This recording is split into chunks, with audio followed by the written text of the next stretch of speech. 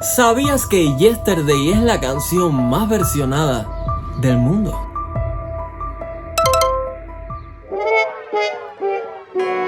Entonces te reto a descubrir cuál de los siguientes datos es falso, porque hoy te traigo 10 curiosidades increíbles de los Beatles.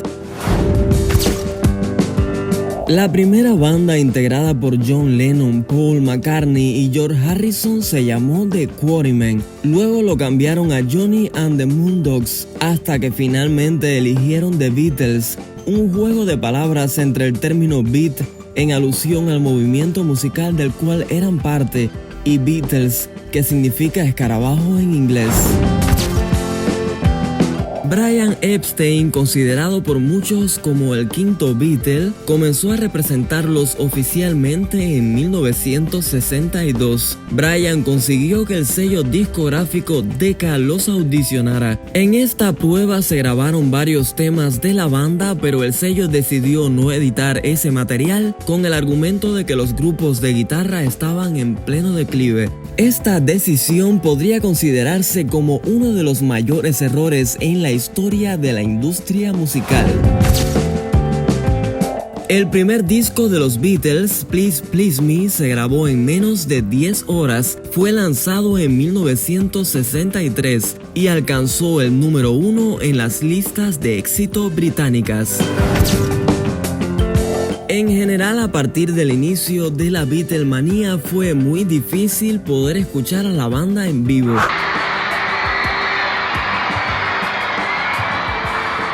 Pero un caso muy interesante fue el de su concierto en el estadio de Nueva York, el primer concierto en un estadio de la historia. Por un lado, el ruido de los gritos de miles de espectadores y por otro, la incapacidad tecnológica para hacer frente a este problema produjo que fuese prácticamente imposible, tanto para el público como para los músicos, escuchar el concierto. Este evento fue un punto de arranque muy importante además para el desarrollo acústico en eventos de esta magnitud.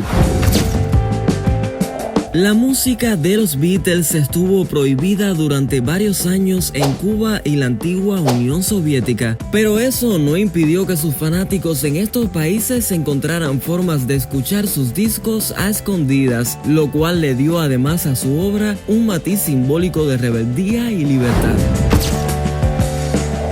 Yesterday, compuesta por Paul McCartney y grabada inicialmente en 1965 para el álbum Help, recibió en 2018 el récord Guinness de ser la canción más versionada del mundo.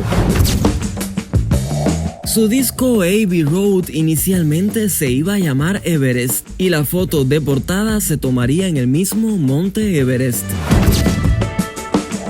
La icónica imagen de la portada de Abbey Road se ha convertido sin dudas en una de las más famosas de la historia del rock. Fue tomada por el fotógrafo Ian McMillan y para lograrlo la policía tuvo que bloquear la calle durante unos minutos. A propósito de los pies descalzos en esa toma de Paul McCartney, él mismo aseguró que ese día usaba sandalias por el calor y que simplemente se las quitó para la foto. Este álbum es considerado como el último de la banda, aunque técnicamente no lo es. Abbey Road fue el último disco que grabaron juntos en 1969. Este fue publicado en septiembre del mismo año y luego en 1970 se publicaría Let It Be, que se había grabado mucho antes. Recientemente se descubrió el verdadero motivo detrás de la separación de la banda, y sí, tiene que ver con Yoko Ono. Según cartas encontradas, se ha comprobado que todo comenzó a desintegrarse cuando John Lennon descubrió que su pareja Yoko Ono llevaba varios meses siéndole infiel con nada más y nada menos que Ringo Starr. Este desagradable suceso fue un golpe definitivo para la agrupación que terminó de manera oficial en 1970. Esto fue todo por hoy. Déjame un me gusta y dime en un comentario si descubriste cuál de estos datos es falso. Suscríbete si aún no lo has hecho y nos vemos el próximo domingo con un video nuevo.